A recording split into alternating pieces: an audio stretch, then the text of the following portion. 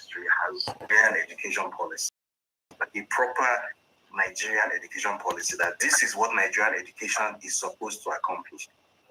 The educational system claims to have this.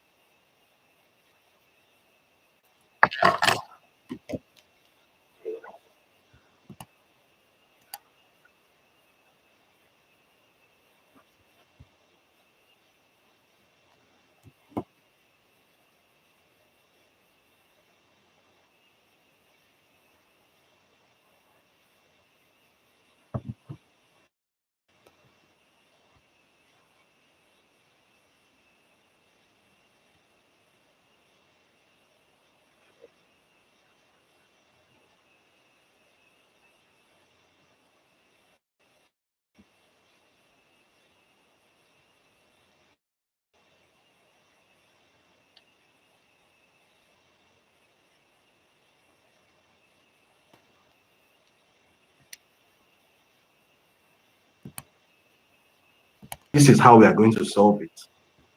Then, we're just going to run around the circles, because even if you pour all the funding and everything into Nigerian education as it currently is, even if you update the syllabus, as long as that wrong-headed philosophy is still behind it, you're still going to end up nowhere.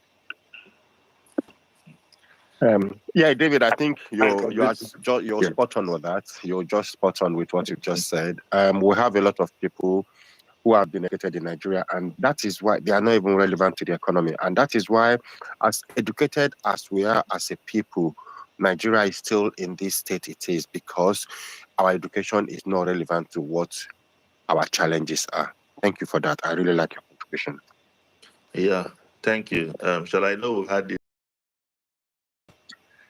Yeah, Chimobi, I don't know if you're ready to speak on this before I move on. Are you here?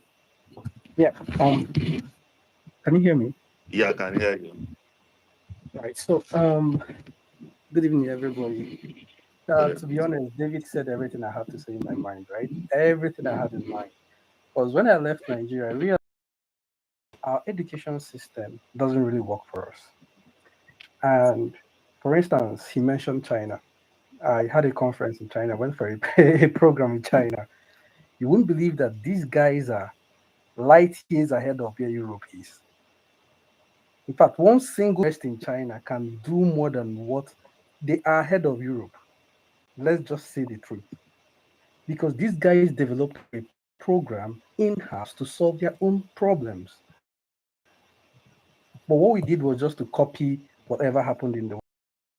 I'm just going to talk on is just basically how we can begin to solve this problem, right?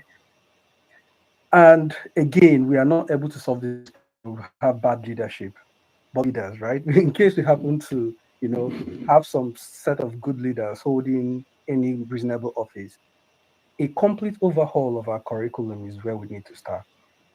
I have students here. Like, do you know that currently you are not really required to go to a and a good secondary school?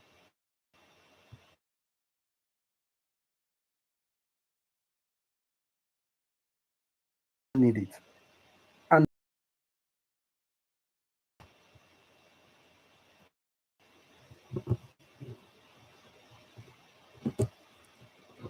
they do driving as a course. They do different things as a course. You can send one person to a lab, that person will bring the whole lab down in 30 minutes. So then I realized that really my education was just book. These guys are hands-on. They know how to they go to work Monday to Wednesday, then they go to school Thursday and Friday, and they still do well.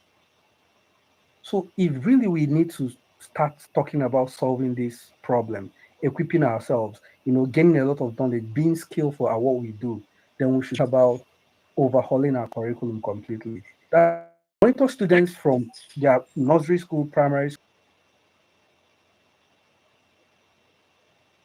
technical program, and immediately you finish that, you start earning for whatever thing you are doing. You are being paid, you are working, and you are still going to school.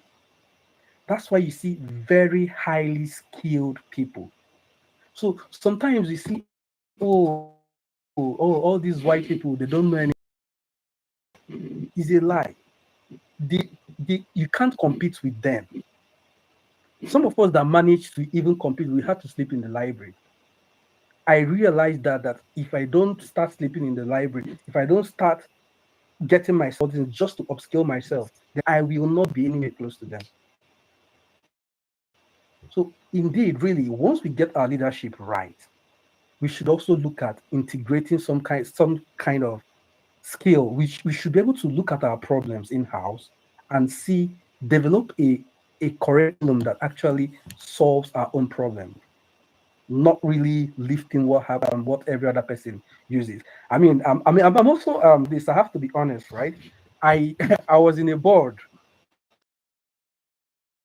nuclear program in our university back in Nigeria. So do you know what the person from Abuja told us? Uh, you people are researchers now. Go and nuclear programs in the top 50 universities. Copy their nuclear programs. Bring. Let's look at it. And I'm being very honest. That was what I did. I went to different countries, checked different nuclear engineering programs. I looked at the at the curriculum, then I copied it and twisted it. Right? I tried to look at the material point of it because as we are copying, what kind of nuclear materials are available in Nigeria? Nobody asked you that question. So, and the nuclear materials you have determine the nuclear technology you're going to adopt. Nobody cares about that. So you see that we need to begin to look at how to solve our own problems. We have cobalt, we have uranium, we have radium, we have what do we really have? Where are they located? How can we move them from point A to point B? So how do we develop a program that harnesses what we have? No, we don't. Let's be honest. I'm being very honest here, right? We don't do it. They will just tell you, "Oh, it doesn't matter. Go and summarize this thing and read."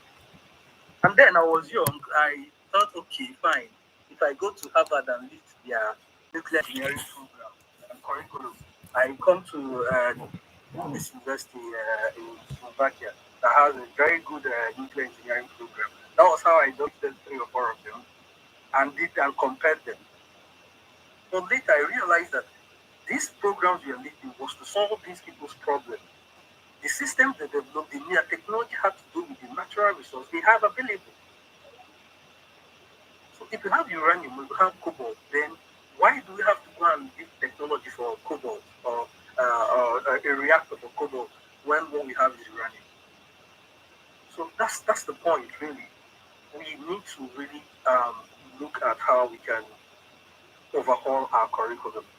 I don't know when we get it right, but I strongly believe we're going to get it right. When, I don't know. But when we get it right and we have good leaders in position, then people would really begin to see how we can solve our problems, develop curriculums that are suited to the Nigerian problem. If we have deposits in, let's say we have gold, because I served in Zamfara State, I stayed in Karanamuda. So I know all the gold deposits there. So why don't we have resources? Why don't we have technologies developed for that region? So that's the problem. We don't have leaders who really think, or maybe when they get into that office, they turn to something else, right? But when we get those kind of leaders, they will begin to design a program that will solve our problems in-house. And I think until then, we can only try our best as maybe individuals or maybe private universities or private schools, right? They can begin to see how they would maybe integrate hands-on skills, from a very early stage. Primary school, very crucial. Secondary school, very crucial. You don't really need a university degree to survive, to be honest. You don't need it. But in Nigeria, everybody wants to go. If you don't go to a university, it looks like you're a failure. But if we get our education system right, we really don't need it. So I encourage the private sector players, right? Let's start developing curriculum that would really look at our challenges to solve our local problems instead of lifting what every other person is. There's nothing wrong in learning. Don't get me wrong, right? There's nothing wrong in reviewing articles. There's nothing wrong in reading what's going on there. But how can you tell you to solve your own personal problem? Is what we need to discuss, right? Not lifting everything verbatim. So this is just my little experience and my contribution. in time I would make further contributions on this topic. Thank you. Okay, thank you so much. David, your hand is up. You can go. Okay, so what I wanted to add, just as an add-on to what he said something about, if those things aren't done, then in the interim, probably the most that we can look for is that private actors can step in as best they can to fill in the space that is being vacated by the government. So if we had this conversation 5 or 6 years ago, I would have agreed with that. Because 5 or 6 years ago, I think I had a more naive impression of how the world works. So I would have said, yeah, the market can fix some of these problems. If the government is irresponsible, you can always do it yourself, and can create a private solution, right? Because that's how I was raised. I was raised in a way where we didn't really expect any sort of service or help from government, but we felt like, well, because we exist at a certain level of economic, socio-economic privilege, so we don't need the government. And so we don't need pipe on water, you can do it yourself. Our neighborhood renewed we had our own street lights, our own roads, the government didn't contribute 1 So that's how I was programmed, that everything has a private solution. Things have changed significantly since then.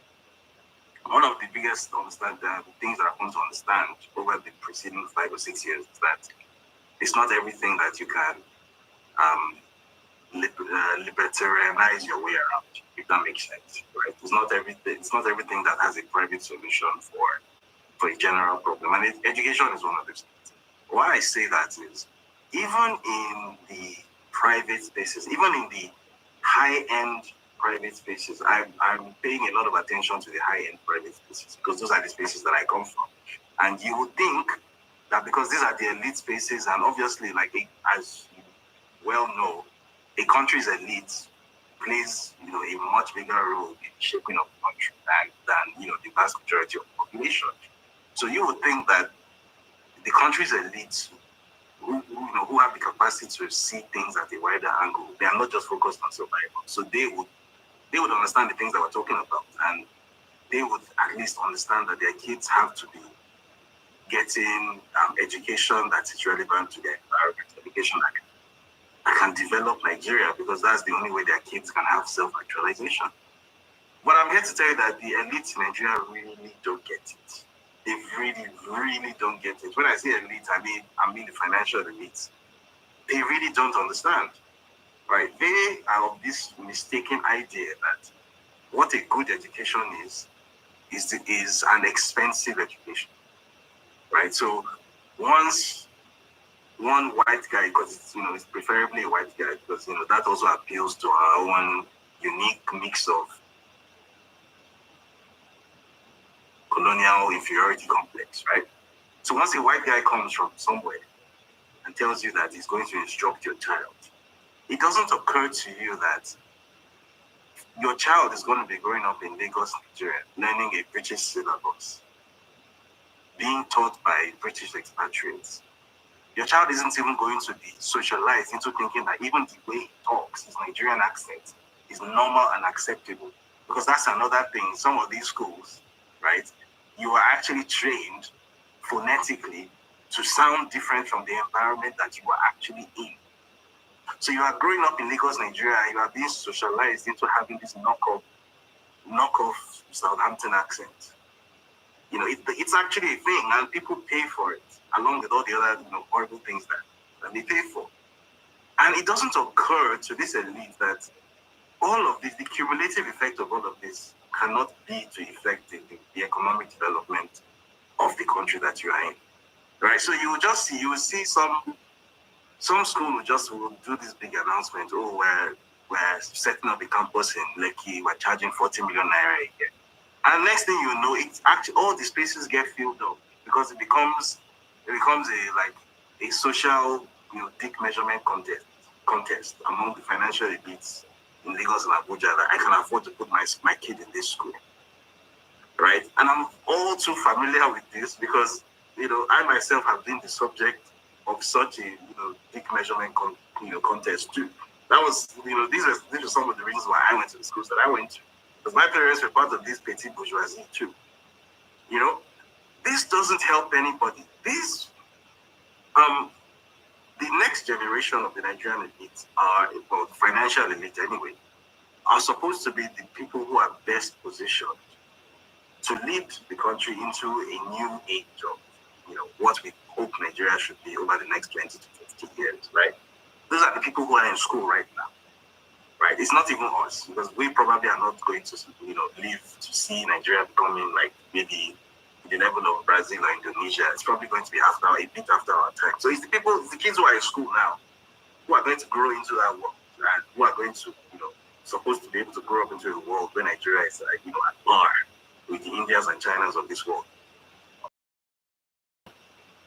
In all their supposed elites are being colonially shackled. There's no other way to describe it, right? The education they are being given is completely useless. It is substandard, no matter how much it costs. So, and then, that's on the one hand. On the other hand, you then have the other half of the elites who completely give up on even the idea of even raising their kids in Nigeria, and they send their kids abroad. They somehow believe that those kids are going to be part of the leadership class of Nigeria, both economic and political. But they don't even send those kids to school in Nigeria, right? So they will send them to some boarding school in Bath, or to some Eton or Harrow. It's a thing of pride for them that my child is going to school with the British aristocracy. My child is going to school with members of the British royal family. And it's something that just makes me want to pull my hair out, because at that level, they really don't understand it. They don't understand the reality that Nigeria's economic rise in the world is not a given. It's not a fact. It's something that will have to be fought for. And that for Nigeria to rise, there are certain economic and political interests that will be harmed. And when I say economic and political interests, I'm talking about international interests. There are countries whose wealth is Nigeria's poverty. And those are the countries you are sending your kids to. For your kids to be educated by those people.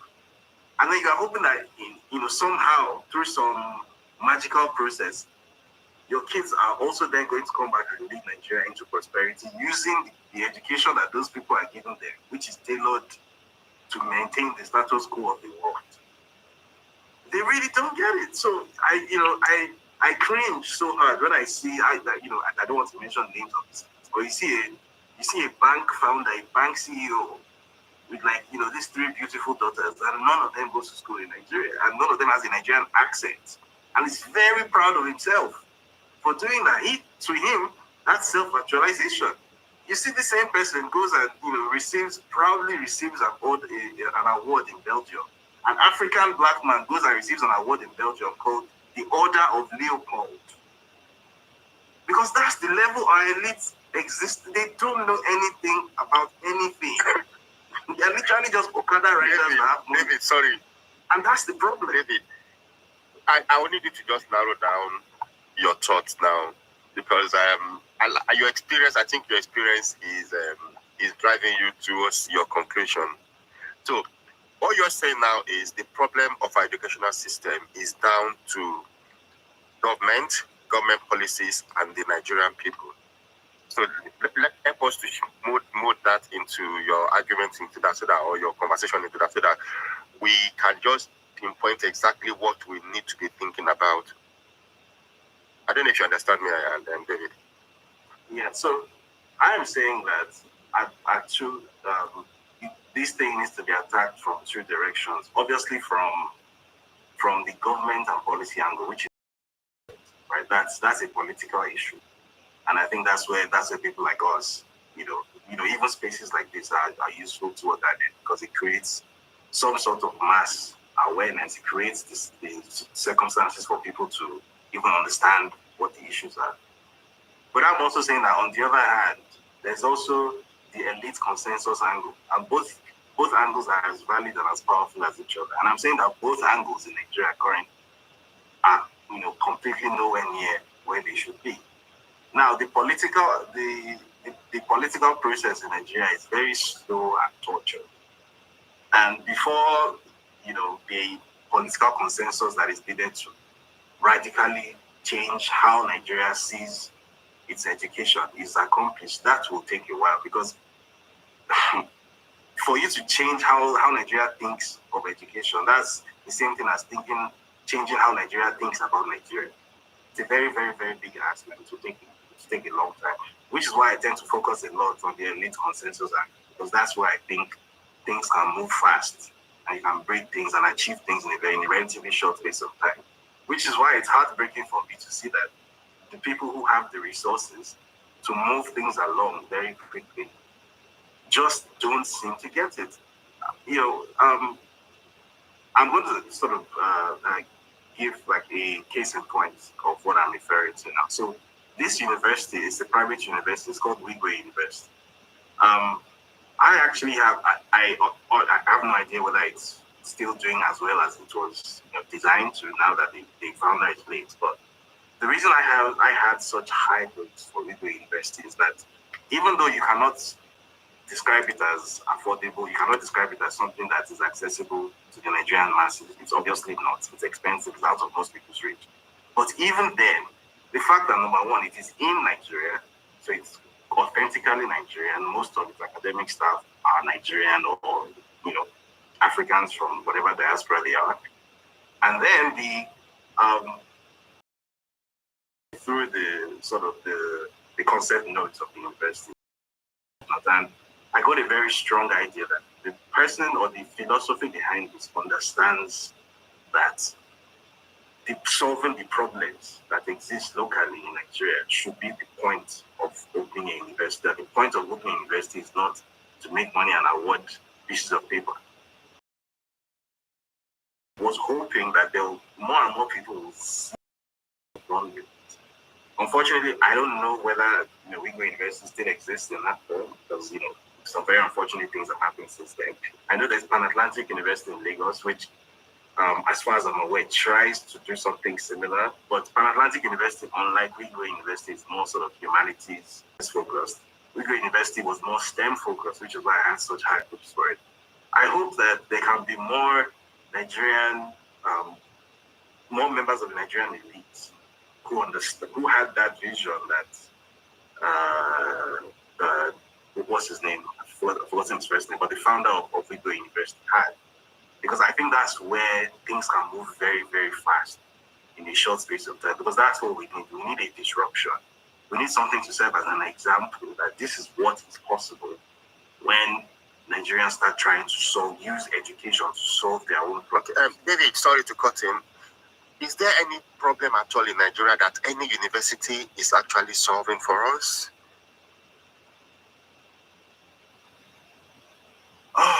Okay, so maybe on some level you can say, when it comes to things like, let me not say tech, let me say coding, right? Because a lot of what people call tech in Nigeria is literally just writing code. When it comes to writing code, there are definitely, local, not necessarily just universities, but local institutions that are solving problems. So you have the likes of, what's it called, NIIT, and even some universities like your Babcocks and your Covenants, and even some of the state and federal ones are not doing badly when it comes to that.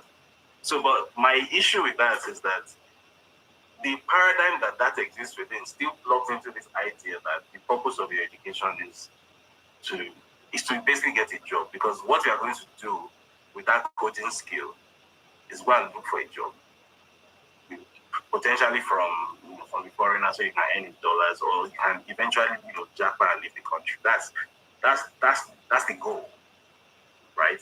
I feel like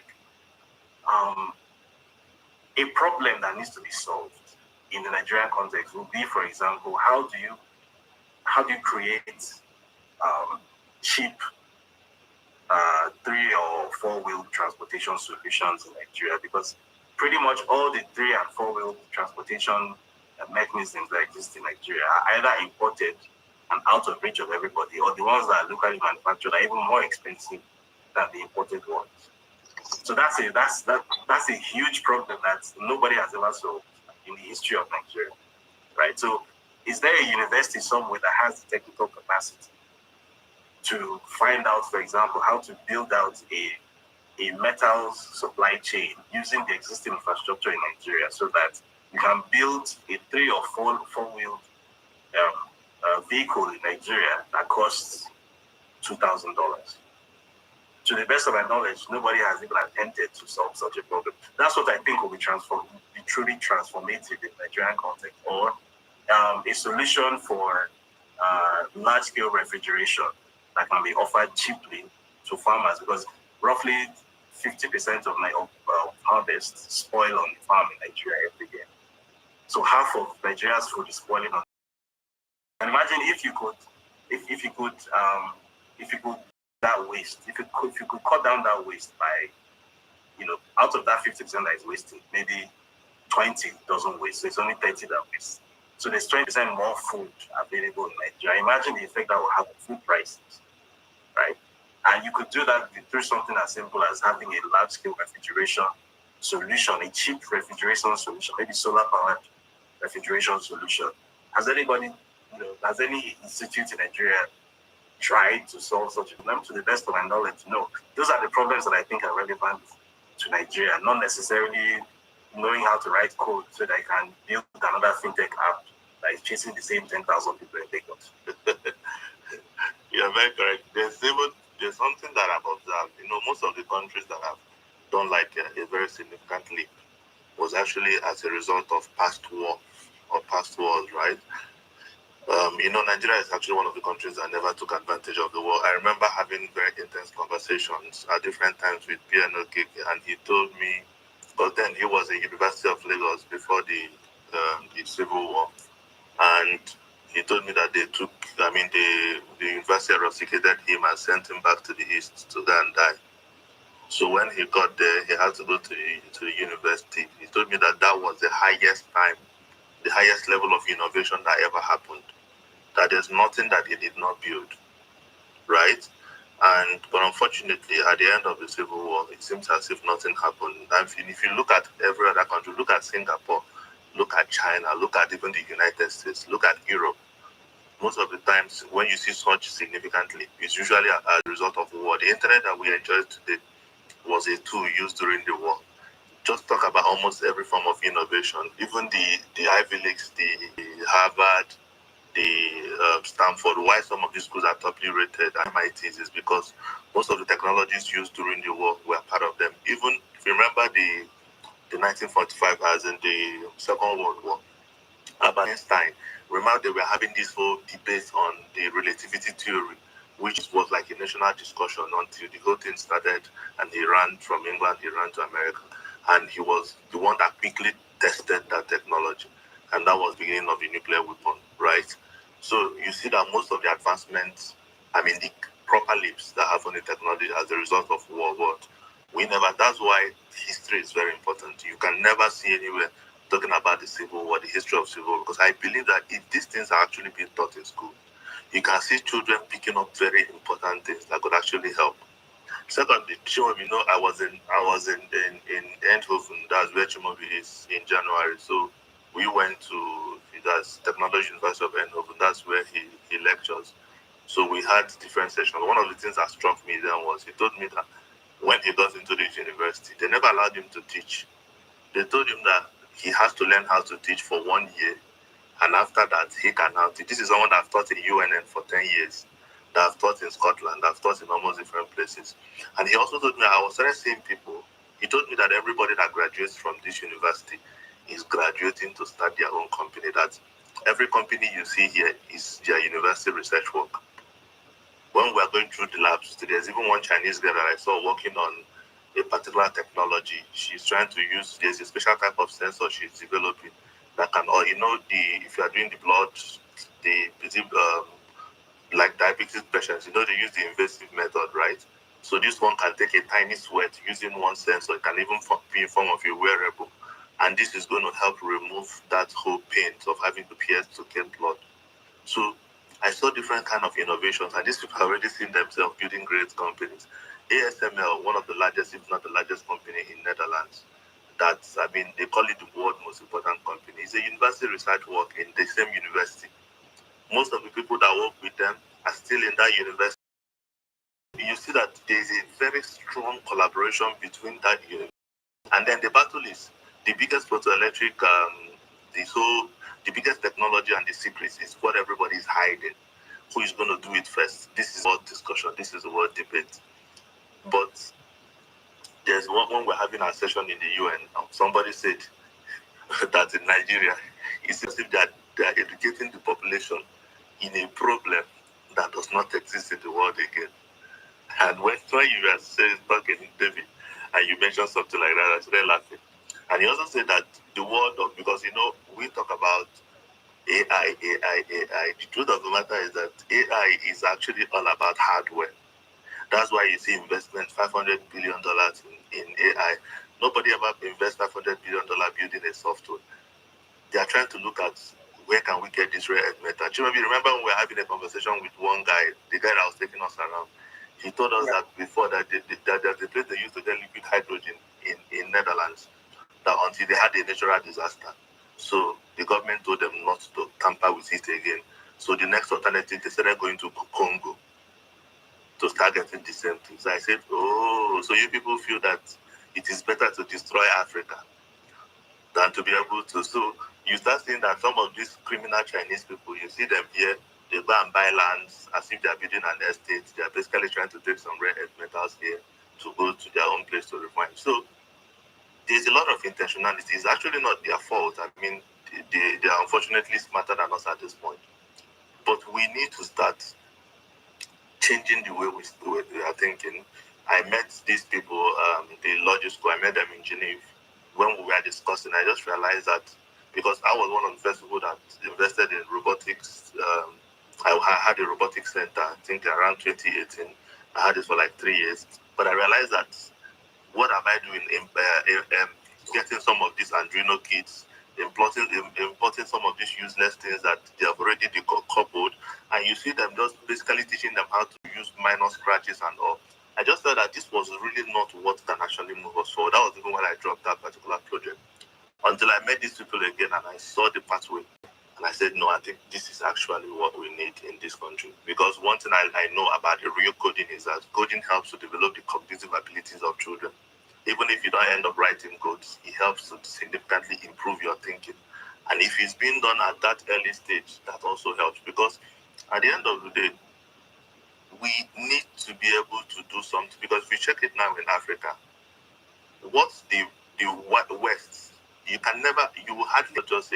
hardly ever see any finished product from Africa being used, or let's say from Nigeria, being used by the wise people in the West.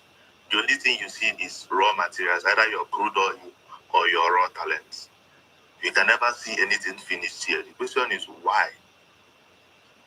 If you go to places like, anytime you go to Stratford Motor Shop, you see that most of the items we are buying is either from Vietnam or from Bangladesh. These are finished products from these countries. But you can never see any single thing from Nigeria. The only ones you see is probably some of the food you probably go to local shops and buy.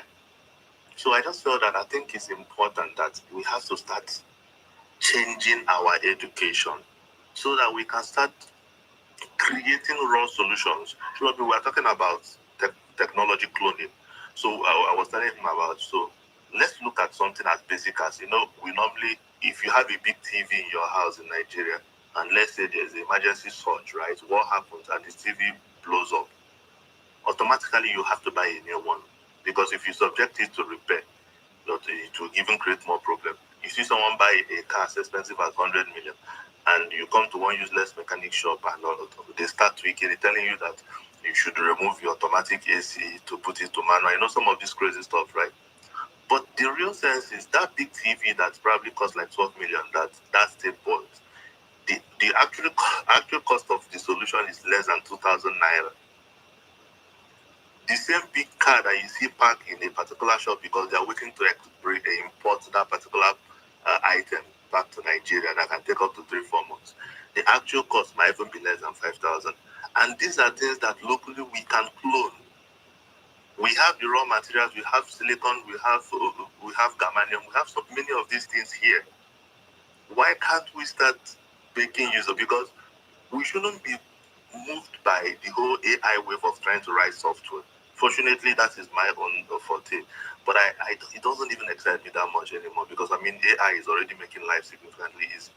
How can we start providing our own hardware? For instance, the cheapest, if you try to buy computers now, even fairly used computers, the cheapest fairly used computers are between 300 to like 600,000. This is a fairly used computer. This is not a brand new computer. An 8 gig, let's say 512 SSD, probably getting like 350, 400, right? Or to even like 600. This is a fairly used computer, right? I even bought one computer for 1.3 million. Now, do you know the actual cost of actually producing these computers and some of these things? Because if we say we want to be able to push technology in classrooms, we can't do it by buying laptops of 1 billion each. How many children can we provide those kind of technologies for? We should be able to start having our own raw materials characterized and refined in our own country. This is how we can start making real leap and advancements. So it's no more about, we shouldn't be talking about some of these surface things that are not relevant. We should start looking at, we are going to Zamfara, we are getting, because at the end of the day, it's even from that our conversation that I realized that the biggest business share was doing in Nigeria was not even oil. They were actually the biggest exporter of some of these rare earth metals to Europe. I never knew that it was not even the oil that we thought. So these are part of the things that I feel that we should deeply be looking into, so that we can start making the and we can start becoming relevant, so that when the world is discussing, they can now say, we are coming to the Nigerian this, Nigerian that. Because as little as it may sound, we don't even design chips, not even talking about producing, we don't even design it. So this is basically one of the things I'm talking about. So I think we need to move on to the next conversation. Alex, okay, thank you, Alex. I think all what we're talking about still boils down to what David said, is as a country we need to identify what our needs are and how we can develop curriculum and our mindset as a people to solve our problem. Not until that, then we'll continue to talk about some of these things which will not actually provide a solution for it. Thank you, Alex. Okay, Alex, yes, you can carry on now. Okay, brilliant. Chumabi, you can go ahead. Right. So I just had this question up in my mind. I've been thinking about this. Is there a way we can actually lead by example? Right? I know, like Alex, you know, I'm very passionate about making things, right? So I've seen where people in 30 minutes we can make something very significant, make a device that really works. I've seen it happen. I've been so passionate about it. So I've just been thinking, is there a way we can actually have an example to really demonstrate that this thing really works? I know David highlighted a lot of unseen hands, right, that could actually stop these things from happening. But is there a way we can actually show an example that this really works? We can actually do this in-house.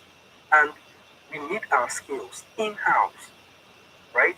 We need to be able to develop skills, develop young ones who are really skilled to actually build these things, right? Not the whole AI bubble. I know AI is there. People are talking about AI, but I mean, can you do anything in AI if you don't have the data centers and GPUs that are going to process all those things? They are hardware.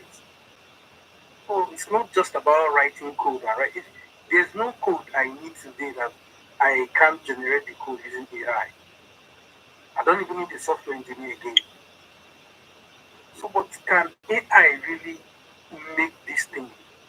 We need to start making things really, and we need to be able to like show an example. I'm really keen and I'm really interested to see how we can maybe have a pilot project.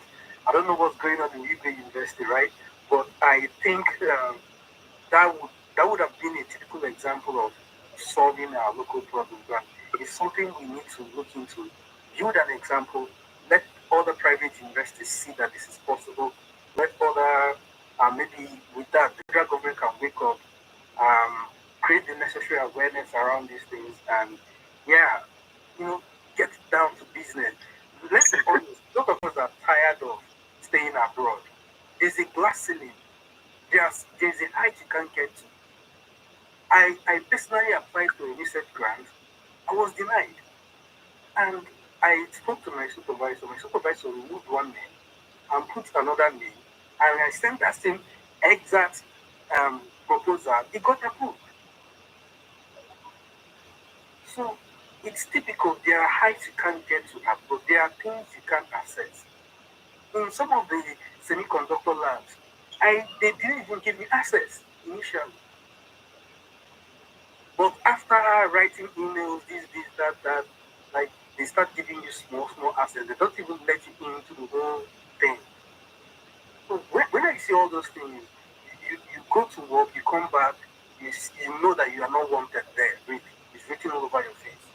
Like, yeah, Chimabi. Yeah. So I want to. I created a framework for this conversation, so I'd like Ugo to speak. Then I'll move into the next question. Thank you, Ugo. It's your time.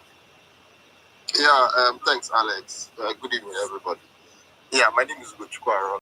I just want to contribute a little bit on what I think Chukwumobi was talking about, right? Which is showing an example.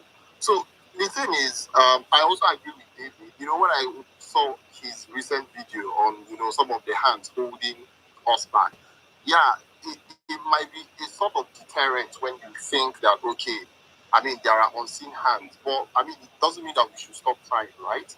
So now trying to create, let's say, simple examples like maybe low-end computers or solving very hard problems like Alex mentioned with simple solutions. These things are already being done, and I'm doing something with our lab, right? A practical example where I'll give like maybe two examples. One of them is where there's this old, and so some guy had this machine that is about 15 years old. He has been using it in his factory for labeling, right? That's a labeling machine. The machine is old. He had to speak to the manufacturers in India, and they said to send people down to Nigeria would cost like millions of naira, and they are the only ones that can fix it, right? So basically, what we did at the lab was to look at the machine, look at what's fault in the machine, like the control unit, basically, like maybe what people refer to as like brain box and all that. And the couple looked at how the system, transmits information, basically, right? And how the labeling was done. Downloaded a spec sheet online. There's so much information on the internet. Downloaded a spec sheet online. Use that spec sheet to now understand how the thing works. Then got an Arduino, right? The whole fix just cost maybe around 15,000 naira there. And the machine is working. The labeling is happening now completely repackaged from ground up, right? Now, you can imagine how much it cost this man to, import people from India, do the same thing. But it was just done with let's just say less than TK. And this was like 2 years ago, right? So that's just one of the things. And we've gone ahead to rebuild different things, look at systems that like drones or robots, things that were not working really well, that you need to most likely import parts or get a complete replacement from China or somewhere. And we fix them with low-cost tools here by understanding how the system works from ground up. Now, yeah, we're building a curriculum to allow young people to be able to learn and do the same things on their own, right? But it's privately funded. We fund it from our company. We're not looking out for profits, right? Because we've been looking at the fact that we are not just, inadequately educated. The thing is that with the whole idea of the Western education and all that, we are basically losing track or losing control of what we should really focus on, which is solving our basic problems with AI and all the fantastic technology. Me, I use AI every day. I write code, software, and all these things. But then, we are basically moving away from solving local problems that we have, helping people here scale, right? And we can't do that, even with the education you spoke about, Alex. You can't for example, deploy 100,000 computers that cost 1 million naira each. It doesn't make sense. It's not scalable. But there are so many parts or parts of, let's say, scraps per se, that can be reconstructed and used to make low cost computers that these students will use to learn. Really, and they'll be and these computers will work perfectly if you really understand how these computers, function. So I think these are things that I'm happy that we're talking about this, and I'm really excited to know that, okay, we are thinking in this direction. So having more people fund things like this would be great, right, in their own small spaces. So whenever we now have the hands that are holding our people, when the hands leave, at least we'll have something we can now use to put forward to help people. But if we can be doing that in our own small circles, I think it would be really, really good. Yeah, thank you. Oh, yes. Thank you so much, Hugo. I really love every single bit of what you said. And one thing you need to understand, which is like a superpower that we have in Nigeria, is that we have this ability for massive replication and copying. You remember those days where if you want to write any software program, you have to go to India and they will ship those very rubbish type of codes. And with their English that nobody ever understands. Remember those days that we need to go through hell. And right now, does anybody talk about India? The best form of programmers you can ever see are actually Nigerians. And all these people are self-taught. So, in as much as there's something, because we've been doing a lot of surface web and mobile programming, I think we need to start advancing, because writing programs are control machines, writing straight to the hardware, writing in hard, and some of these interests, even creating our own languages that is close to machines is something that definitely we need to look at. Even in music, I remember then we used to do Nelly, Jaru, Ashanti, all those times. People will be doing nigga what. Right now, does anybody even pay attention to those kind of songs? You see that when Nigeria wants to do something, they always do better. So, and this whole semiconductor bit, right? By the time we activate the right energy, you'll be so shocked that even China will start realizing that they are learning work, just that Nigeria was still sleeping. That's why we need to also always capitalize on Nigerian superpower. Whenever we see one thing to work, everybody should head. And Nigerians are actually naturally gifted in terms of being super smart, but just that our education system is poor. I want us to now narrow it down to a particular conversation. So I want us to look at key things. One is coding, two is vocational education and apprenticeship. I've always highlighted on this. And then we have to now look at, okay, how can we become relevant? So the first part is coding. So I talked about coding. I mentioned earlier the Lodi school that I met in Geneva. I saw what they were doing. I saw how this has been relevant for the entire Europe, US, UK, and Middle East. And I saw the pathway from year one, that is primary one, to SS3. And I saw how this has been really, really, really, really impactful for them. So I was like, I think this is critical that we have to bring this to Nigeria so that at that very early stage, so that we can start, I want us to start moving our children from the normal nominal thinking to analytical thinking, so that we have children who reasons better. Because at the end of the day, majority of our larger population lacks common sense. And the easiest way to see it is write a post on Twitter and wait for people to comment. If anything, somebody does not agree on, person will just call you idiot, you're a fool. So you can see that there's no correlation between what you wrote and the person's response. So, and you look at the majority of people who never agrees on what you wrote, you see the amount of abuses. You'll be wondering, which crime did you commit at night? So the point is that some of these things are very important, right? So we need to, let's talk a little bit about coding in schools. Mr. Shola, I'll let you speak, because this particular project, are the one leading the design, because we are trying to see how we can change what is currently being done in Nigeria. So Shola, please go ahead. Okay, thank you, Alex. So I think I will start off by looking at robotics and coding. At the moment, a lot of schools or a lot of our children in schools are exposed to robotics. A few are exposed to coding, even though the type of coding they do is not age-related and is not really relevant to the current Nigerian curriculum. So, robotics basically is the design, construction, and programming of physical robots. So if we are doing that as the country or as part of schools in Nigeria? Do we actually have these robots or are we building them? I don't really know. While coding itself creates software instructions for computers and robots. So if we have robots, then we can have people developing the codes, okay, to make the robots to work. So robotics basically comprise hardware and software, while coding is basically software. Now, in the other aspect of it, you look at the design and building of the physical robots, including the mechanical parts, sensors, and the actuators. So that is what robotics would actually entail. While the electronics and the programming are part of what you do in robotics. The process of coding is just writing the instruction for the robots or the computers to work. So both robotics and coding require critical thinking and problem-solving skills. However, robotics demands handcrafting skills, spatial awareness, so the environment, the awareness of the environment, creativity for building, as well as critical thinking. While coding actually attracts those people with very strong logical and mathematical skills. So that's the difference. And coding actually involves a lot of mathematical skills, and it involves a lot of problem solving and logic.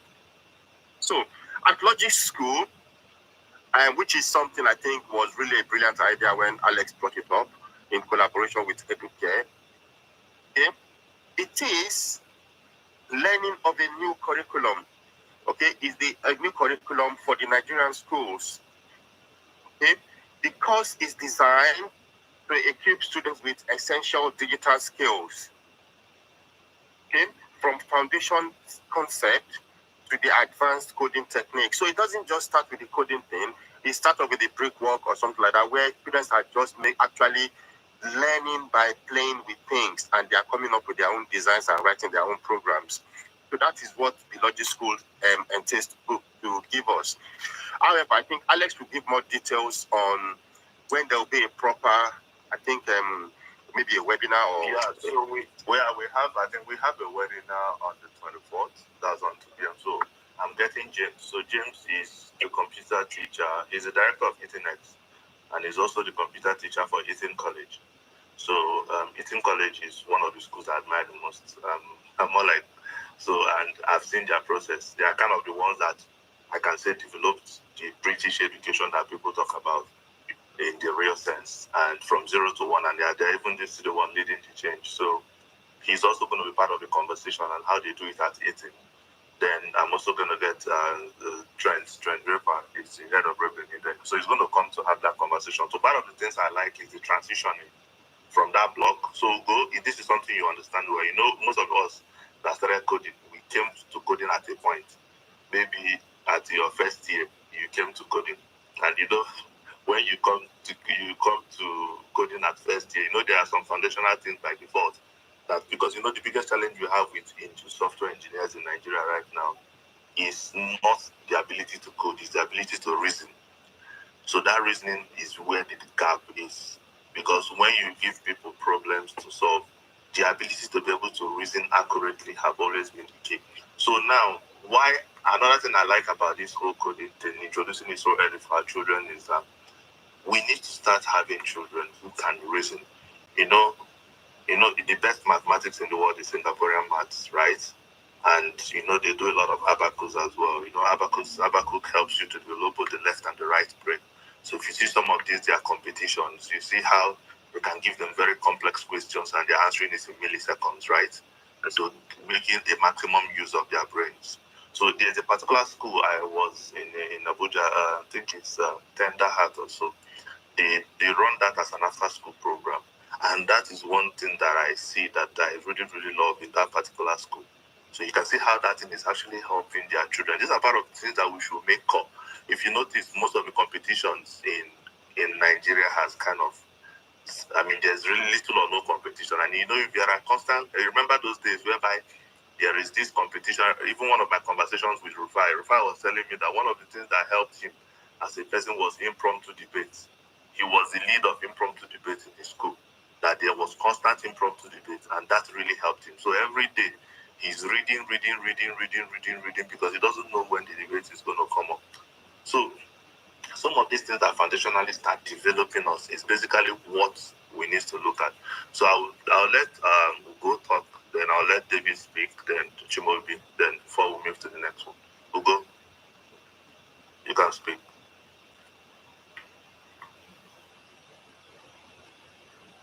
Can you hear me? I'm to go? Yeah, Ugo. David, you can go, please. Okay, just to be clear, what's the focus so that I don't So we are talking about, so I'm trying to develop a flow now. So the next, what we are talking about right now is coding and how we can be able to start introducing it in our schools.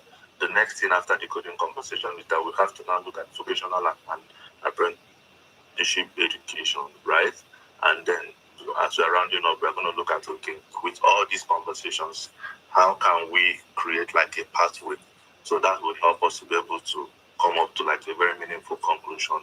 So right now, we're going to talk a little bit on coding. So that's why I want you to share your own views about it. Okay, so obviously you can't have a coding conversation without the hardware conversation, except you want to teach people Fortran on the blackboard, which obviously hasn't worked.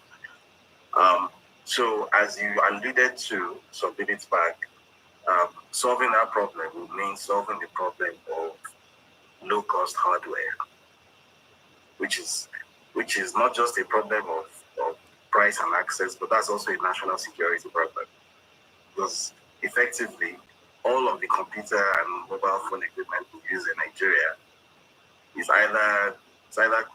if it's not Chinese, it's Korean or American. So, and all these countries have their backdoors built in to our stuff. So this is a national security problem. So first of all, somebody needs to figure out how to build a supply chain that gets, at the very least, tablet computers into the hands of every, prepubescent school boy and school girl in Nigeria. This can be done because actually these things don't actually cost that much. So I've had a look at the unit prices where these things are most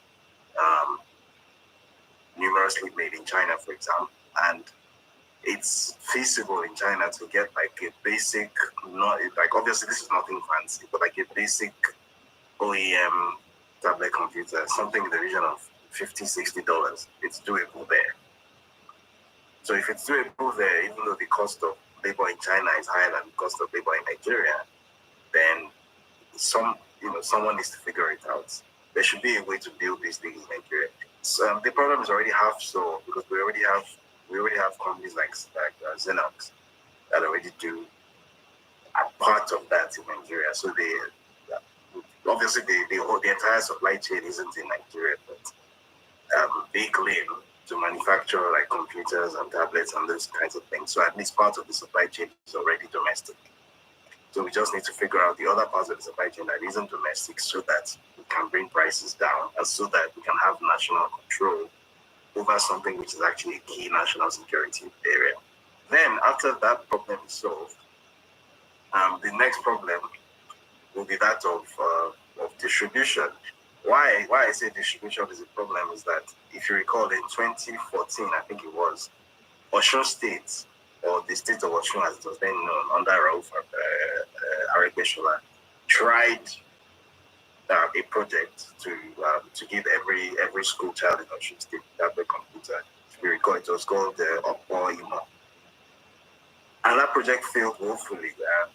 Basically became a huge conduit pipe for corruption. And obviously, apart from the fact that there were politicians who obviously wanted to siphon money from that thing, and maybe they didn't really have any intention of allowing it to succeed, there were also real operational snafus that just made it unrealistic. So I think there were something like 25,000 students that were targeted, and as I went last I checked, I think something like maybe 5,000 of them actually got those computers, those tablet computers. It might even be less than that because I think those were the official figures, it might be way less than that. So there's a distribution that needs to be figured out.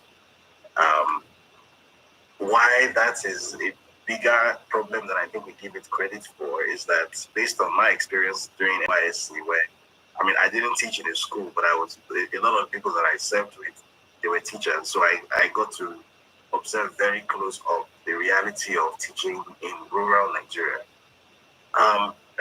Sometimes even mobile network access is even a challenge in many parts of Nigeria, right? So I served in Ekiti State, this was in 2013 going to 2014. So at that time, when most of urban Nigeria was having 3G, 4G, so a lot of the time for you to even get an edge signal there was a problem, right? And I don't think the mobile network operators have significantly invested in those places right now because there just isn't the disposable income there to justify it. So how that problem was solved in India was that the company called Jio, which is an offshoot of the Reliance Group, which is owned by the Ambani family. I'm sure you've heard of Anil and Mukesh Ambani. So they created this partnership with the Indian government, where the Indian government had a problem that there were, I think, was it 500 million Indians who weren't online yet, who didn't have internet access yet because it was too expensive. So what the Indian government then did was go into this sort of exclusive deal with Reliance. So Reliance created this cheap 4G network called Jio, which covered the entire country and gave Indians the access to the cheapest mobile internet rates in the world. So you get 2 gigabytes for the equivalent of something like, I think, 20 naira or something. It was dead cheap. They're practically giving away network access. And in return, for basically giving people free internet access, they had this, they got to build an unrivaled user base, first of all, because they onboarded close to 500 million people in 2 years, right? That's 1/3 of the population of Africa in 2 years. And then they had an exclusive deal with the Indian government that for a certain number of decades, no one else was allowed to enter that market. So they basically created a monopoly, which some people will not like, but it worked, right? It worked brilliantly. So I don't know that the exact same thing can be transplanted into the Nigerian context, but it's worth taking a look at the Indian example and maybe borrowing something from there. And then once you've solved that distribution problem, the next thing, I guess, would be the why, right? So why are they being taught coding? For what purpose? Because I feel like a lot of the existing coding curriculums in Nigeria give people the impression that you are learning code so that you can go somewhere and end dollar, right? So people almost have this Yahoo mindset going into it, that this is how you are going to hammer. That once you learn this thing to a certain extent, then you go and submit CV and you get a job that pays you $6,000 a month. And 99% of the time, that's not going to happen. So I think the coding syllabus needs to be, coding needs to be introduced to kids as an everyday tool. They need to think of it like math or English. That it's not in and of itself something that is going to like magically transform your life, but it's something which is like a building block of else or many other things that you're going to do. Again, I'm not a subject matter specialist in that area, but I mean, there are people who are, so they're better placed to talk about this than I am. Oh yeah, thank you. Trying to. Can I just say something before you move on, Alex, please? Yeah, in response to what David just said now, the Logic School program or Logic School program is designed to incorporate the Nigerian curriculum. So at every stage, from key stage 1 all the way to key stage 4, at every stage, whatever program you're doing or whatever module you're taking, it's there to complement the normal Nigerian curriculum as at now. I think the luck we have with that is it also has the backing of the British curriculum embedded into it. So it's a win-win for Nigerian schools and for the Nigerian students to learn coding and not to learn what they will do with it because they want to make money out of it. It's part of the curriculum. It's been embedded curriculum to take care of them learning different skills and different things in maths and other problem-solving skills. Thank you. Okay, thank you so much, Shola. So, as part of our conversations, I so much believe strongly in local content. One of the reasons why I have some problems with some of our car OEMs, like Edison and Nord, the only problem I have with them is their cars are way too expensive. And when you want to, there's a particular tiny innocent car that I saw. Is it the IVM car that I saw? And when I was asking them how much, they said it's 19 million. I said, this car is 19 million. Wow. Why should somebody buy this car? And I can use probably 10 million or 50 million to buy a Toyota fairly used car, which probably, based on public perception, may last longer, right? And I know it's really not their fault, because most of the times, most of their hardware that makes up their machines are imported. For instance, in my organization, yes, we have maintained, some people have paid us the same thing for like 9 years. So, and I keep telling them that the reason why you can pay this for 9 years is because it's a local content. So we control the price. We can tell you how we want to do it. And because we're kind of in charge from 0 to 1, right? So basically what we focus on is trying to get more people to use the same service, and we can be able to maintain a very good cost. But what you see is that when you depend so much on importation from China, you wake up tomorrow, dollar is one date. You wake up next tomorrow, dollar is 2,000. And of course, because the value of dollar depends on your importation cost, that means you really cannot truly control your price, right? So that becomes very, very difficult for you, and it's also a very big economic problem. Imagine if we're now saying, you know what, let's now go to the basics. How do we convert this sand that we saw to this end product, so that we can use this end product to start making, even when we start with the low quality manufacturing, then we advance to a mid-level, and then we start advancing to advanced manufacturing. So that, because I know that I'm going to get this locally and I don't rely on any external factor, meaning that I can say, okay, this particular item can be 5,000, and within the next 5-6 years, this same item can be 5,000. And if the item becomes very integrated in almost everything, that means by default, this item can affect almost everything. So I'm looking at how can we start, so looking at this in a bigger sense, because this also will help even in getting laptops or some of these technologies in schools. We can't do it if we have to import from anywhere. We have these raw materials.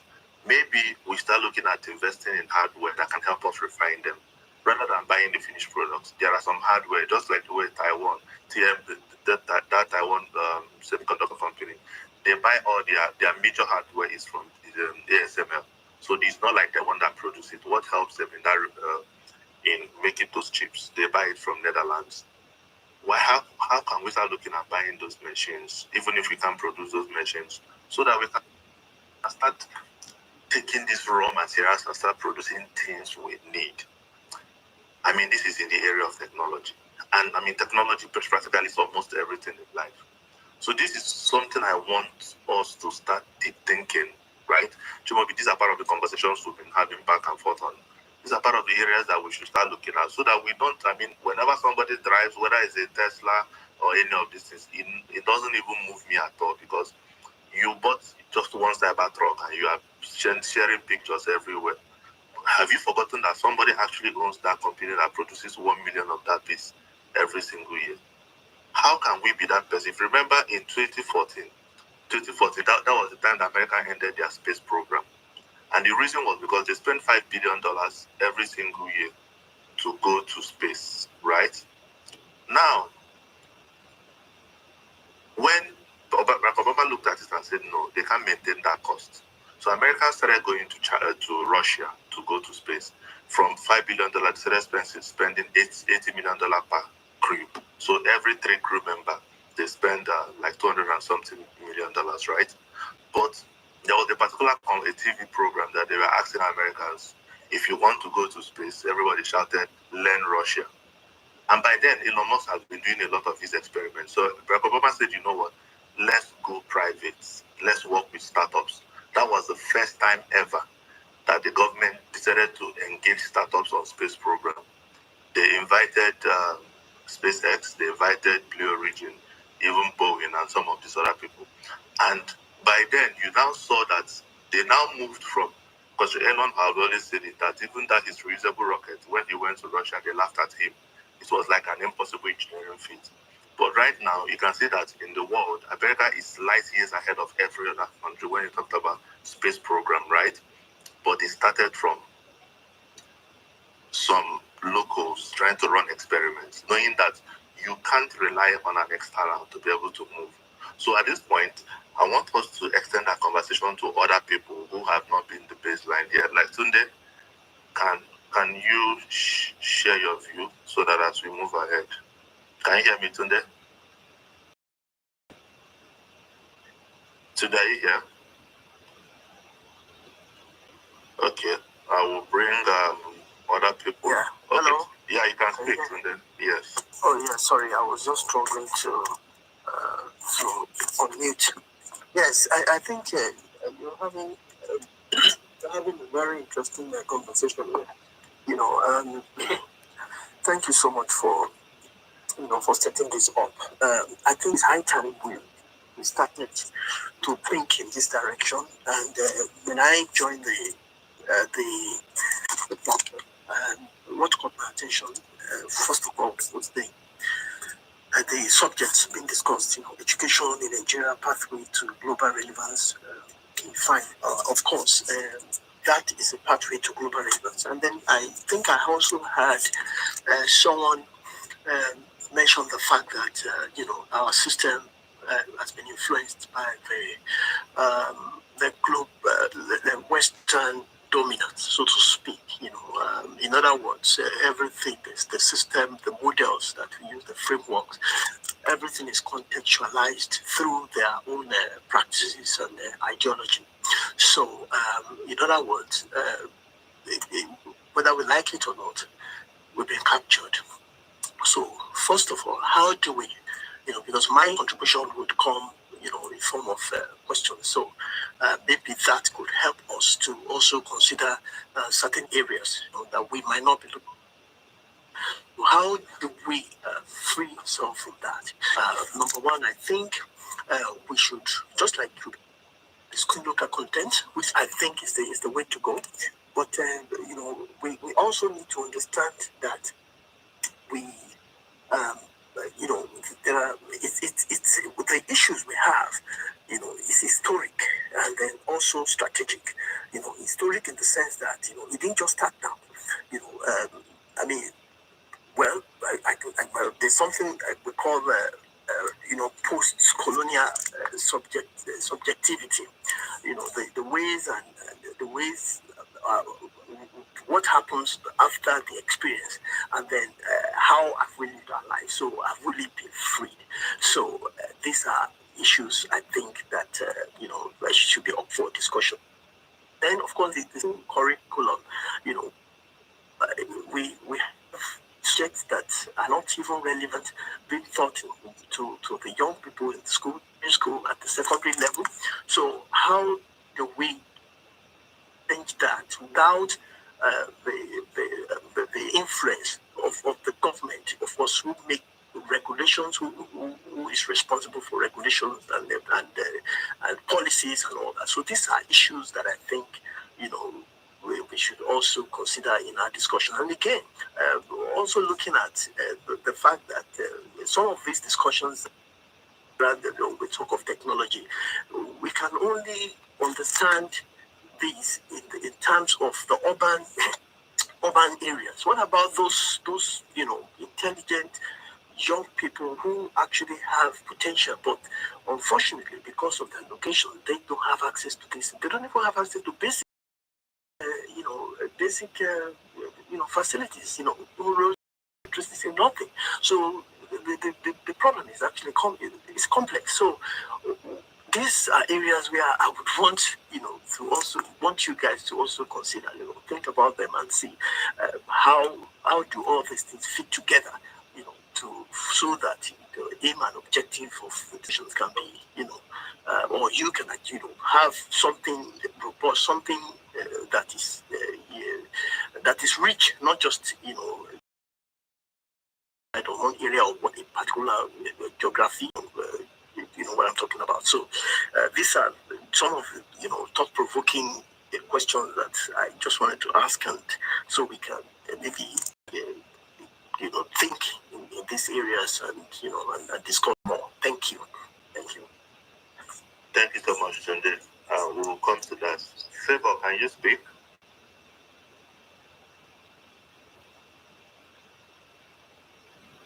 Favor, are you here? Okay, so Dr. Roy, please go ahead. Good evening, everyone in space. Good evening, Alex. Good evening, Dave, and the person who is speaking. The conversation we are having is very important to me, to every other Nigerian, well-meaning Nigerian. And the book-sparking this thing I want to talk about is when we are talking about somebody that built so much technology as regards to the war, but actually after the war, many things happened and those things were not at that level again, or cannot revive again. I was thinking, what kind of technologies have that person built at that time due to the adverse system of the war? Like, he has been doing so much because of the situation at the time, but then today nothing. Imagine if we had preserved all of those things, and today I think we should have stepped ahead, just like some of the countries are doing. So I was thinking, how about after doing all these things, and we don't do something like preservation as a service, like have an idea we own preservation as a service, whereby if we build all of these things, come out with very good ideas, how do we preserve these things so that it doesn't happen like the statement of the story you made mention, Alex, about someone that built all of what we built on the war, but after the war, my question is there a way that we can run preservation as a service to keep all of these things we're discussing here that we're intending to do?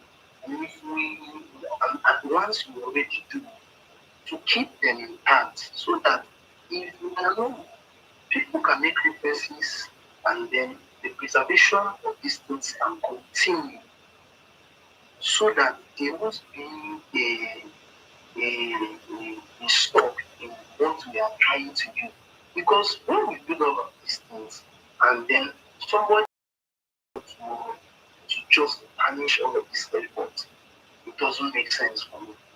So my question is there a way we can run preservation as a service, just like what from for instance, Sweden, they have a center, a data center where no matter what happens, everything there is safe. No matter what happens, I think everything there in that is safe. It's under a board that's runs for it's safe. I think that's protection as a service. So my question is there a way we can, do these things since there's cloud storage and all of these storages? How can we make preservation as a service so that we can protect all of these things we are installing and putting to become something that will last forever? So that's my question. Thank you. Thank you so much for your question. And what you just said, it reminded me of what I always talk about. It also a place like Colosseum in Rome. Over 7 million people visit it every single year. Over 7 million people. That's aside from many other places people visit in Italy and other parts of Europe. Do you know what it means to have 7 million people come into your country every year. Do you know the amount of money that's short? Do you know the amount of money? Even oil production cannot even equate it. That is why Dubai is diversifying from oil now to tourism. 7 million people means, do you know how much 7 million people came into your country for that particular purpose? Preservation is something, unfortunately, that we don't have, to the point that we don't even have any form of history. And if we start preserving some of the things we have as a nation, that can also be a very strong source of massive revenue. The other day I was in Duomo de Milano. That particular day, that I don't know whether there's, okay, I think there's Paris Fashion Week. That day I had, like, not exaggerating, more than 2 million people at that particular place just to see and enter that church and stay around that church. So that was when I started having, the biggest economies in the world does not produce anything. The people that produce what is consumed in Lagos is actually a good state. But it seems as if the economies that thrive in production seems to be economies that never make so much progress. If London doesn't produce anything, London is where it is a commercial center. Most of the top cities is in New York. New York doesn't produce anything. So most of these people, they thrive so deeply in tourism and preservation, right? There's a particular, forgotten where that place is, that one particular steel, it's not a steel, like an iron that's been there for like 7 years, right? You see them that have stayed there for a very, very, very, very long time, right? So at the end of the day, you just realize that there are some very interesting areas that we can start looking at. This is just out of context, but there are a lot of values. Tourism is the future. Education tourism gives at the UK 46% of their GDP. Education tourism. So that Nigerian and Indians and Pakistanians that are jabbering from their country for school, they are the ones that make the economy to boom. So these are the things that we need to start looking at. I'm just trying to portray a little bit more. Aside from the preservation of data, what you're saying makes a whole lot of sense. So I want us to see if we can end this by 9 o'clock. So Shola, do you want to go for this? Yeah, which one do you want me to go on? Yeah, portray a little bit more on what Dr. Roy is about. Okay, so just like you were saying, we need to preserve things and preserve in order to make, not just for historical purposes, but at least it generates and provides jobs for the people. Okay? So we're looking at, I think I'll just move on straight to vocational education and STEM education and apprenticeship, if I'm allowed, Alex. Okay, yeah, I can go to yes. I think you can move on, please. Okay. So so we're looking at vocational education, which I think the system, the Nigerian educational system, was actually designed so that it can take care of vocational education using the 63346 system. So it was made in such a way that I think after GSS2 or DSS3, you can go and do some vocational courses like carpentry, cake making, some other plumbing, and the rest of them, which, yes, is actually good note, but I'm not sure of the certification and what happens to the product from these institutions. I know there are some vocational schools I've seen some of them in Lagos, which were specifically set up to take care of that. But their efficiency and maybe their productivity is what I cannot really talk about. Maybe somebody here knows how they work and what has been their output. Because if they have actually been functioning very well, we should not have that much shortage in that skilled labor in some field. We should not have illiterates being plumbers and carpenters and even motor car repairers in Lagos or in Nigeria. But that is what we are still having. It is those ones who learn it without going to school that we see more on the street.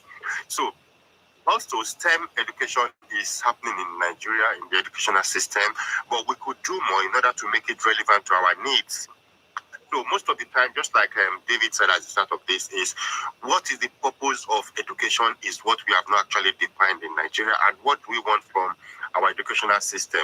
So maybe until we have a proper definition of what is needed and what we want, then some of these things will make schools to make sense to us. Okay? Of apprenticeship, I'm not sure there are a lot of opportunities for people to take on apprenticeship in Nigeria. Apprenticeship means instead of you going to university, because going to university is quite expensive, and yes, you end up owing a lot of money. Okay, if you want to do the same type of a course, yes, you could do an apprenticeship by joining a company, and then you train and earn money, and you are training and learning on the job. So maybe we need to think about opportunities for youngsters to go into apprenticeship instead of going straight to university and still learning on the same thing. I think there's some statistics out there that says that people who have graduated through the apprenticeship program have actually made better workforce in terms of integration into the workplace. Okay, so Alex, I think I'll leave it for that for now, for other people to make their own contributions. Oh yes, yes. That's there's a particular thought I was reasoning today, which I shared on my page. I was thinking about a model whereby we can have, rather than just coming to school Monday through Friday, learning something, theories that will never be of relevance to you even when you graduate.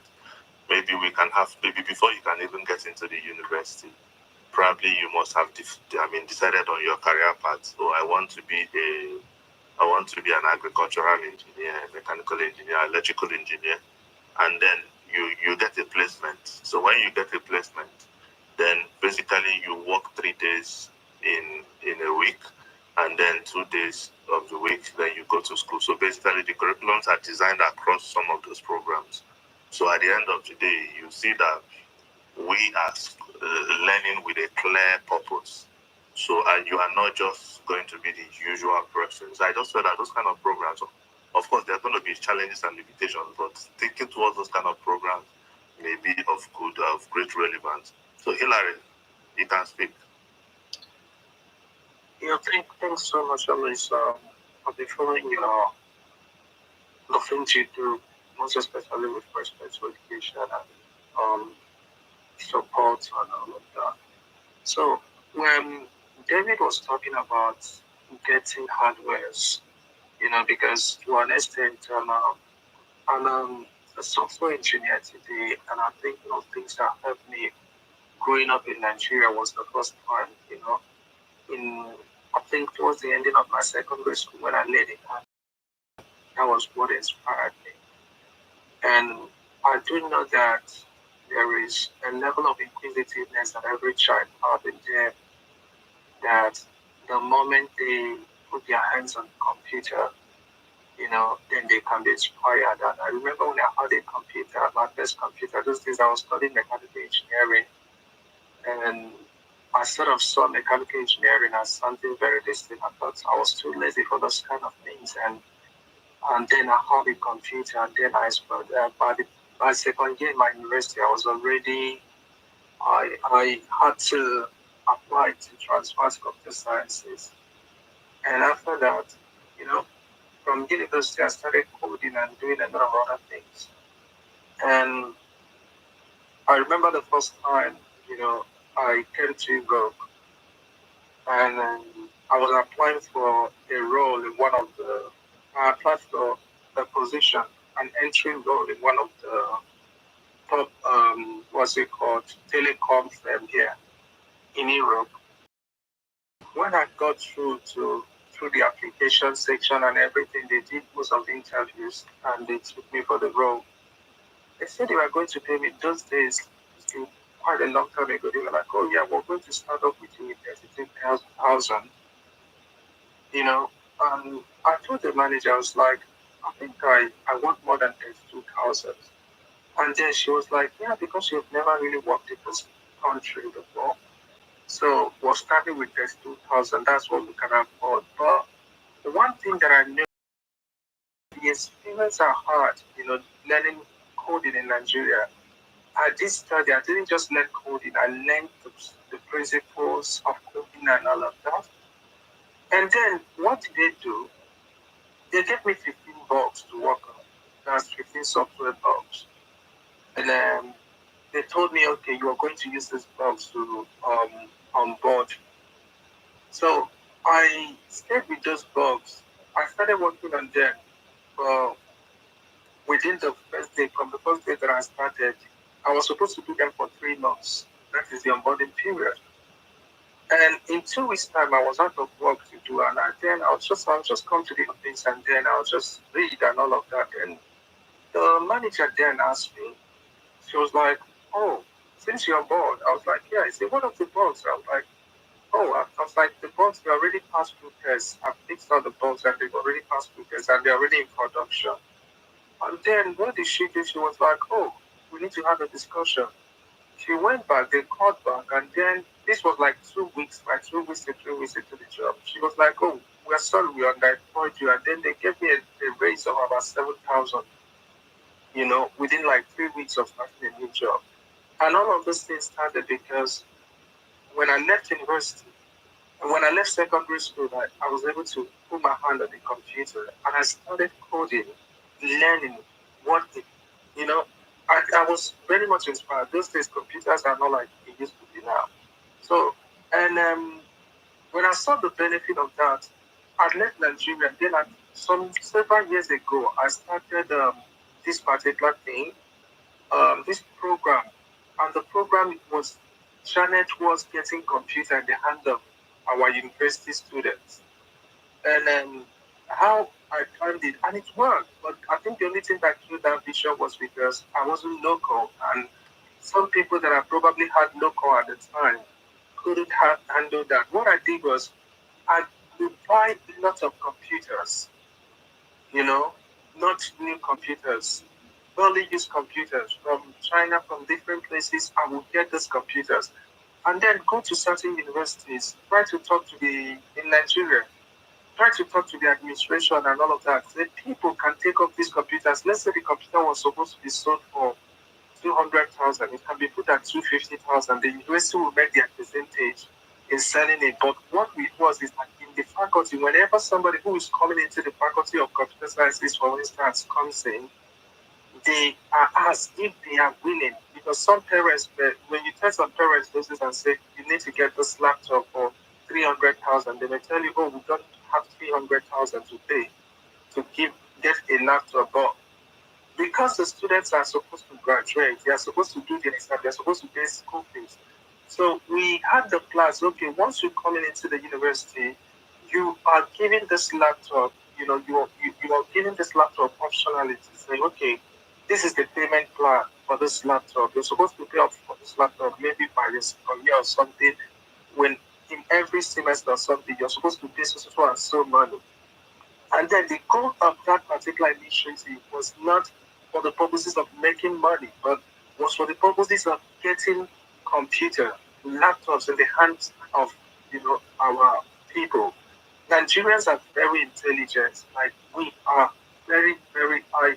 I remember an instance when I was having a discussion with this other guy in my company those days, because I used to think, oh, and folks from, I'm not being racial, right? I'm not trying to compare, right? I used to think like, oh, there is folks from the Asian community, a lot of them are in the tech world.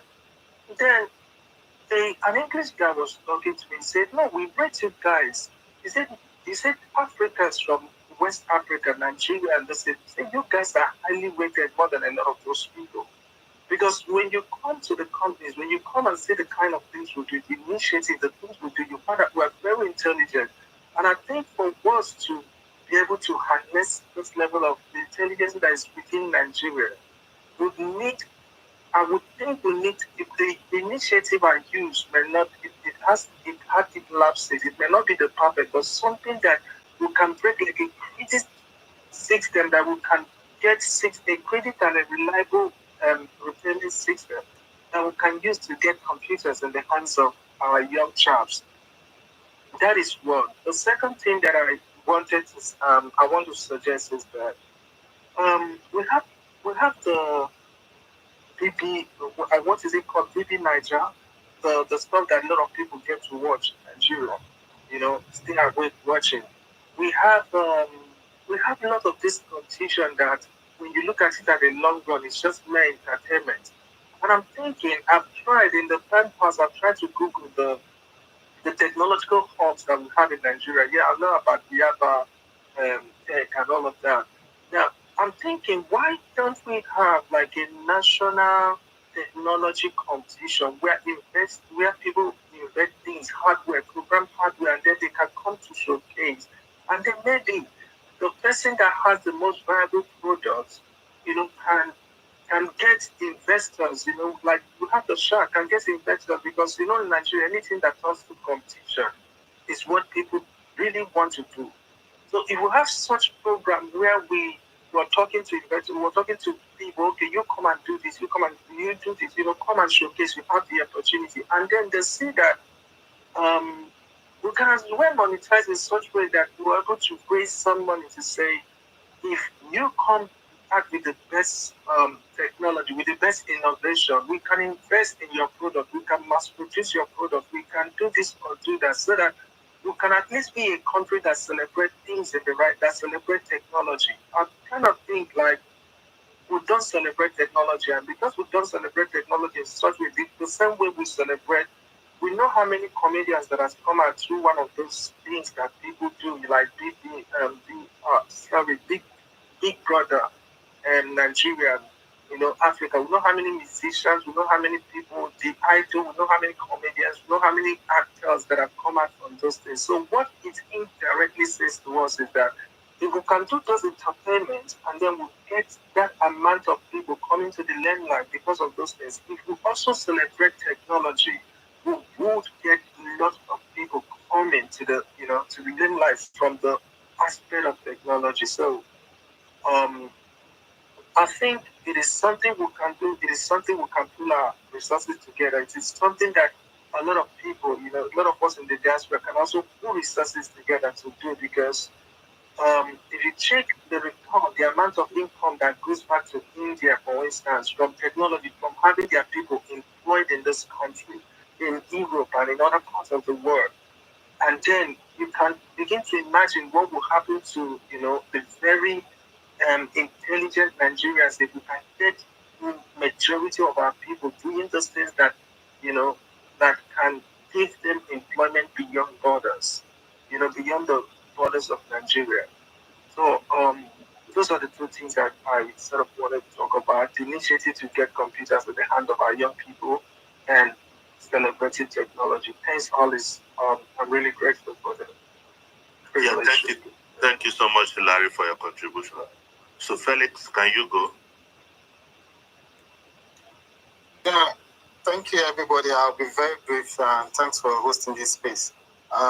In listing one of the pathways to global relevance using education, one of the practical ways I think we could also focus on is energy. And listen, you've been talking about coding, hardwares, and so many stuff.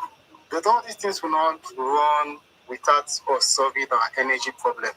So basically, if Nigerian universities or polytechnics will be focusing on solving problems that we have locally, I think they should be focusing on how to solve our energy problem, whether using our water resources, using our solar, using any other thing that we have within our locality to solve this energy crisis. Imagine teaching students how to produce locally an hydroelectric turbine, how to produce a generator that is anchored to, how to design the control unit. And you install each of these in communities that have the water resources, and they can generate up to, let's say, 1 megawatt, 2 megawatts. They can actually power houses, industries, and so many things in these communities. And that way we can focus, after we solve the energy problems, we can focus on other things that we could really do to improve our lives. So for me, while coding and a lot of other stuffs are important, but for us here in Nigeria, I think our basic problem too is energy. And if we could focus our educational system to solve that problem, I think it will do a lot of good to us. Thank you. Yeah, thank you so much, Felix, for your input. It's very, very valid. I mean, we have so many areas that we have to focus on simultaneously. So energy is also very critical. So thank you so much for that input. Nze, you can go. Thank you very much. I also want to use this opportunity to thank very profusely David Ndeni for his, it's difficult to quantify his contribution really to where we even find ourselves at this point. So big thank you, for all that thankless, efforts you're making. To the discussion at hand, I think I want to just make two quick points. First is that in my mind, and also listening to especially David Uday's contributions over the past few years, I think that our educational policy, beyond these technical considerations of energy, coding, computer, laptop, etc., it is an education that should first of all position the African child geopolitically. It's an education that has to make the African child understand where he sits, where he stands today in today's world. Are you at the short end of the stick? Or are you on the table? Or are you menu? Which one are you? This type of education, when you look at our social space, is seriously lacking. And deliberately appears to have been removed from the curriculum of our young people, especially in the secondary schools. The question then is, how do we codify this, geopolitical awareness in a way that we can communicate it to our young children so that they join this effort of realizing where they are and where they want to go and what will be required to get there. This is what most of the Asian tigers have done for their people. Secondly, we may need to reframe education beyond just going to school, but as a critical asset for nation building. And it might be my point. A country that has no qualms with exporting half of its doctors before they even do 2 years post-graduation, that country it doesn't seem to have a critical view of what education should be. For instance, in developed countries, in what we call the Western world, there are certain critical sectors that they've identified for themselves, which, if you work in those sectors, you are not even allowed to apply to work in another country without security clearance. This second point means that we have to rethink our approach, this commercialized approach to education that we seem to imbibe from only God knows where, and begin to ask us, really, is education a product? Is it a social service? Or is it a crucial plan for nation building and for geopolitical awareness? We cannot have this peripheralization. They cited this guy's article, Obamba, which I'll encourage everyone to read, on the peripheralization of African education. It is helpful for us to trace where the leakage began, where we were handed this colonial curriculum that is not doing us any good. And then begin to rethink, to say, what should this education be? Why should the young boy in Ghana, whose father is a cocoa farmer, be pushed away from the farm to go and learn A's for apple in the secondary school, and they say it's universal basic education? Today, you have a lot of organizations and NGOs trying to push our children away from the farms to go to the schools to learn things that will not profit them, where they will either emigrate to go and work for them, or they will hang around in the cities without any meaningful jobs. This seems to be a push to gain control of those farms that will now be sold by their parents when they can no longer take care of these agricultural assets. One thing Onyia has been saying, and I think I need to re-echo, is that we need to take a hard look at ourselves. A very hard look to see what are we here for in this space called Africa. What is our contribution? What is our direction? What kind of education then do we need in today's world? Beyond those coding, where is the self-awareness? What does being an African mean? Gentlemen, we cannot finish everything this night, but I think these questions are things that we need to begin to ground ourselves and our children in, so that, at least we begin to know where to go and where we should not go. Thank you very much. Thank you so much, Nze. Thank you so much, Nze. Thank you for your inputs. And this is also a food for thought, and we have to deliberate on it.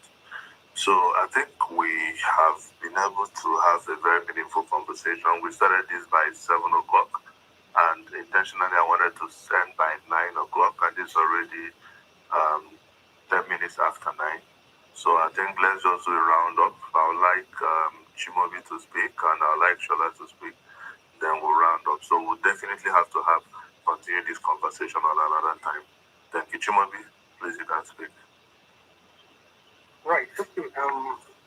It's been a wonderful time, right? We've had very, very meaningful contributions for everybody, different perspectives, how to approach this problem from energy point of view, from the curriculum point of view, and indeed from the point of view of local content and building something very important. So for me, the take home from this conversation today is how can we begin to solve our problems locally? And what does it take for us to do that? And how can we build a system that will support us in doing that? We need to come together, right? We need to set up a platform. We need to, have an action plan, not just coming to talk without really doing something. So if you set up something, Alex, tomorrow that's focused on really solving our problems, then count me in. I'm ready to contribute to that. And if there's a program or a group of people working on solving our problems locally, I'm also willing to contribute to that. So that's where I end it for tonight. Thanks, Alex, for bringing up this topic and bringing everybody together to talk on this. Thank you. Thank you so much, Chimobi. Shola, you can go.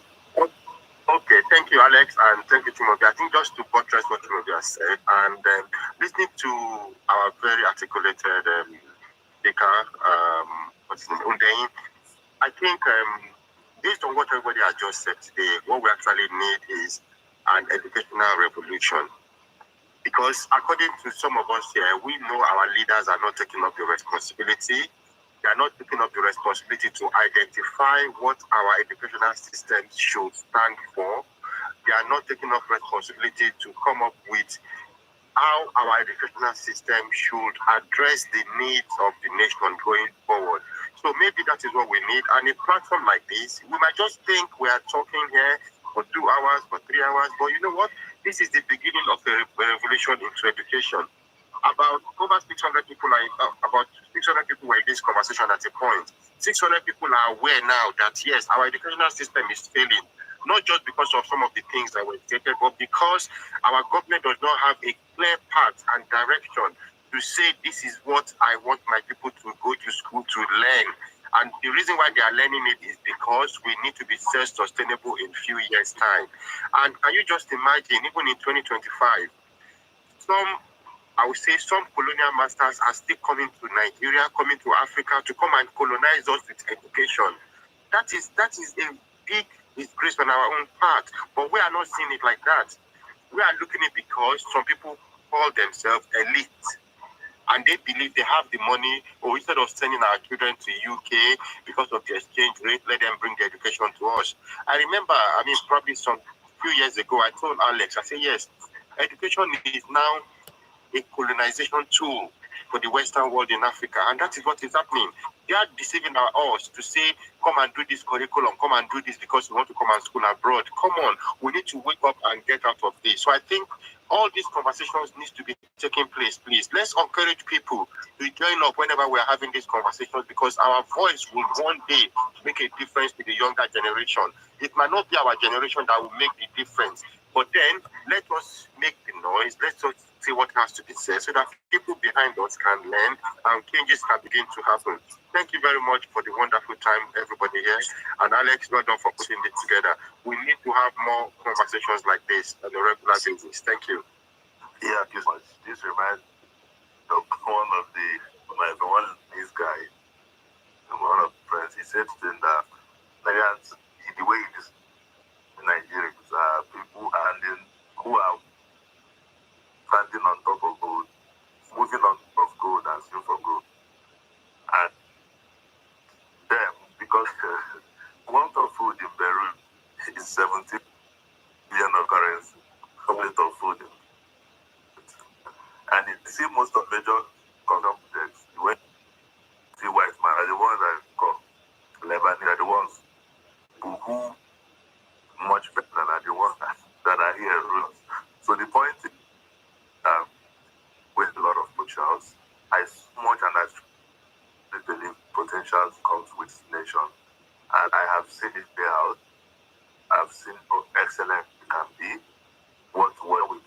that is why attention to education is critical. But if we don't solve education, we can never be relevant. If we come global space, we can raise noise. Nobody ever made noise in global space. It's all about you bringing the table. Which research are you working on? What is vision coming to your country? Do you have? You have absolutely not. You impose everything. What are you in nothing? So how do we conversation? That is why focus improve our education is something absolutely critical. And these sessions build up. Started this by a year, we've made significant progress, we will keep improving. And at the end of the day, we have to build a nation that we all be so proud. There's one thing that everybody believes, Nigerians know really, that Nigeria is next now. However, because of where I am, because of the current political atmosphere, it seems as if, and I know definitely it's right. So let's continue this conversation another time. We'll definitely have another interesting topic. We're probably going to get more people. Let's have these conversations. Let's build up. Let's get the policymakers involved, hoping that their brains will start functioning. So if we get them to work with us, I believe that we can be able to make significant progress. Thank you everyone for spending time out.